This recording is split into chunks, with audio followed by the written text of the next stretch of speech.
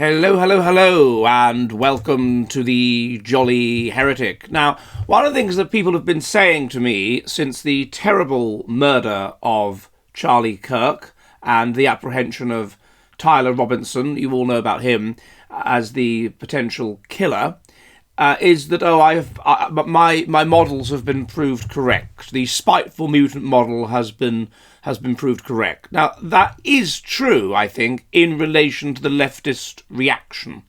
The leftist reaction has really highlighted to, as it were, normies or semi-normies, just how spiteful the left are, just how unpleasant the left are.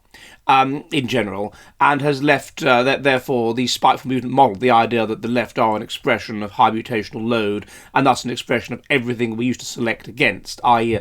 an expression of basically psychopathy, narcissism, just being very, very antisocial and very, very nasty and extraordinarily mentally unstable, everything that was selected out under harsh conditions. And people have been kind of more open to that. They've been telling me that. The other thing, of course, that I've written about in my book, How to Judge People by What They Look Like, is physiognomy, is the extent to which you can judge a person's character from their appearance, or a person's psychology from their appearance. And there is an extent to which this makes a great deal of sense. The brain is 84% of the genome, so if the brain is high in mutational load, then the body surely will be, and you may be able to detect in individuals external manifestations, as it were, of internal states. Unfortunately, as happens when there is a bit of a furore, and there is an understandable furore, obviously, about the terrible thing that has happened. I think that the assassination of Charlie Kirk is probably a turning point. It's so symbolic of everything that we've unconsciously until now perhaps realised about the left, that they are just such nasty, unpleasant, mutated, horrible people. Unfortunately, people tend to take it a bit far. And they are taking it a bit far with regard to Tyler Robinson. I mean, there is nothing about that face that is particularly abnormal. I was interviewed about this on the Lotus Eaters. As far as I can see, that face evidences, to the extent that, and you've got to remember that the effect sizes here are quite small. So when you're talking about an individual and trying to do as it were, a physiognomy judgment on them, it has to be understood these effect sizes are quite small and they exist across large samples. So for something to be true of an individual, for you to be able to judge an individual's psychology by what they look like, then you have to have a lot of things coming together at the same time to be able to realistically make an assertion. As far as I can see, there is nothing particularly unusual about the physiognomy of this man, about the physiognomy of Tyler Robinson. He has a relatively masculinized face. This is very clear. As far as I can see, his chin is quite masculinized, his jawline is quite masculinized. That says to me a relatively high testosterone face. However, a person's intelligence, again, very small effect sizes, is often reflected in them having a long, narrow face. So long, narrow face seems to be intelligence, wide face seems to be testosterone, and also low intelligence. A wide face and small eyes and a small nose, low intelligence. So to the limited extent to which this allows you to say anything, it seems to me he has a reasonably high intelligence face. He has reasonably large lips. This can be interpreted either as a sign of feminization, women have larger lips, or simply actually as a sign of good genes, that you can grow a secondary sexual characteristic to a reasonable size.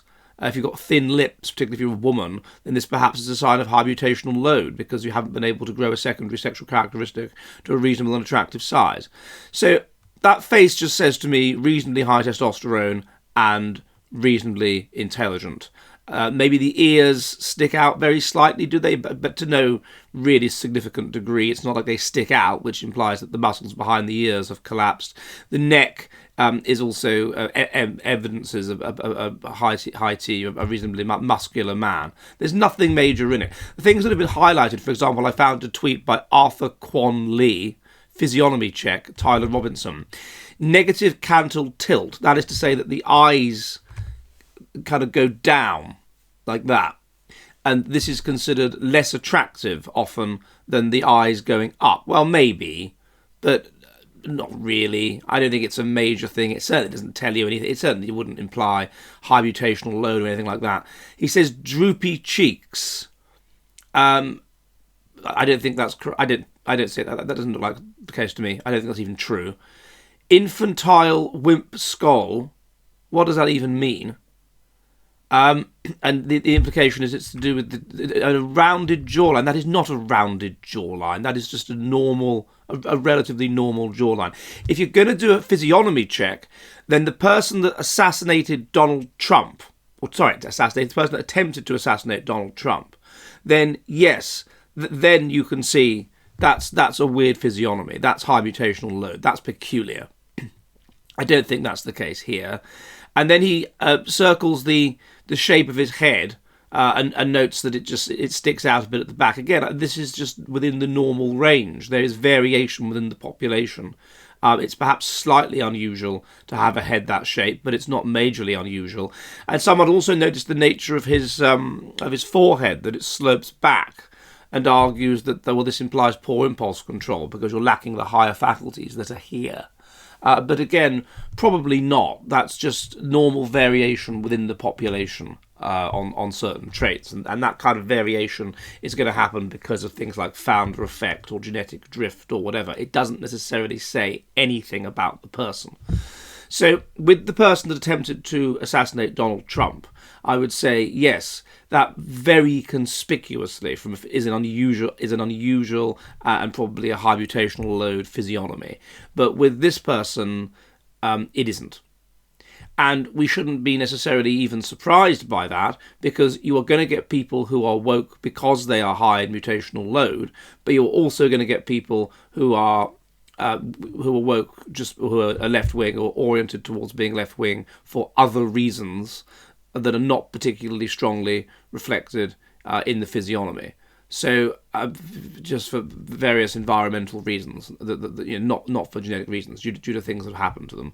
And that seems to me to be more likely what's going on with this guy. There may be some underlying mental instability, some underlying neuroticism, but the extent to which this is going to be reflected in the face is going to be very, very limited. It will be clear in some cases, perhaps, but not necessarily in all. That's the thing we have to understand about some of these things like physiognomy or whatever. The effect sizes are small, and so you have to be very careful simply making assertions when the effect sizes are small. You have to be careful making assertions on the individual level. Are you ready for the future of the West?